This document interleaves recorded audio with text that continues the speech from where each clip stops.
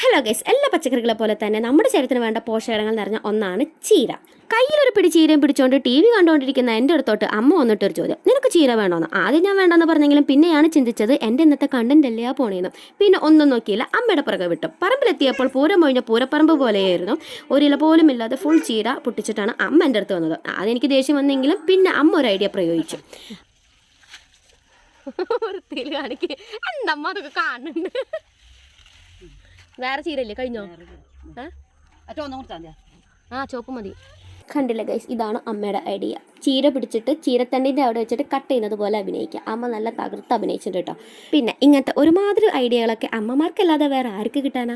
പച്ചച്ചീര അല്ലാത്തതുകൊണ്ട് ഞങ്ങൾ പിന്നെ ചുവന്ന ചീര പിടിച്ചു. പാവം, ആകെ 4 ഇലയുള്ളെന്നുണ്ടെങ്കിലും അതിൻ്റെ മുകളിൽ നിന്ന് എത്രത്തോളം ഇല കിട്ടാൻ പറ്റുന്നോ അതെല്ലാം ഞങ്ങൾ പൊട്ടിച്ചെടുത്തു. പിന്നെ ഈ വള്ളി പോലെ കിടക്കുന്നതാട്ടോ നമ്മുടെ കുമ്പളങ്ങ ചെടി മാത്രമേ ഉള്ളൂ. കുമ്പളങ്ങ അതിൻ്റെ മുകളിൽ കായ്ച്ചിട്ടില്ല. ഞാൻ കായ്ക്കുമ്പോൾ നമുക്ക് വീഡിയോ എടുത്തിടാം.